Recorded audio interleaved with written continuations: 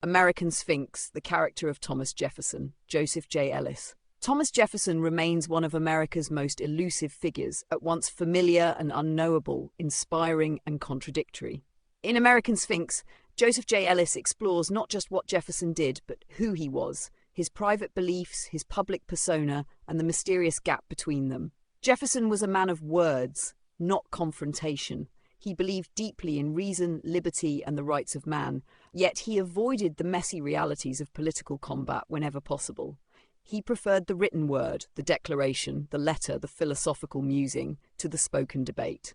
To Ellis, Jefferson is not so much a man of action as a dreamer who shaped America through the power of ideals rather than the force of will. Yet, those ideals came with contradictions. The author of the Declaration of Independence, who proclaimed that all men are created equal, lived his life surrounded by enslaved people at Monticello. Ellis does not excuse him, but he argues that Jefferson's mind existed in compartments. He could celebrate liberty in one realm and ignore bondage in another, believing somehow that time and progress would resolve what he could not face directly. Jefferson's genius lay in his vision of America's future. His flaw lay in his blindness to its present injustices. Ellis portrays Jefferson as both radical and conservative.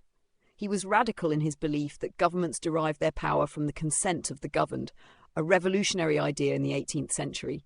Yet he was conservative in temperament, wary of crowds, revolutions, and the corruption of human passion. Even as he celebrated the people, he often distrusted them. Even as he praised democracy, he clung to order and hierarchy. Jefferson's presidency reflected these tensions. He expanded American territory through the Louisiana Purchase, though it contradicted his strict interpretation of the Constitution. He preached small government, but acted boldly when opportunity called. Ellis shows a man constantly balancing principle with pragmatism, idealism with survival. In private, Jefferson sought peace in his garden and books, retreating from the noise of politics into the life of a philosopher-farmer. His correspondence reveals a mind ever restless, filled with curiosity, charm, and moral evasions. He was not a saint, Ellis reminds us, but a master of self-presentation, constructing a persona of calm reason and harmony while suppressing the conflicts that burned beneath. By the end, Ellis leaves us with a Jefferson who resists simple judgment.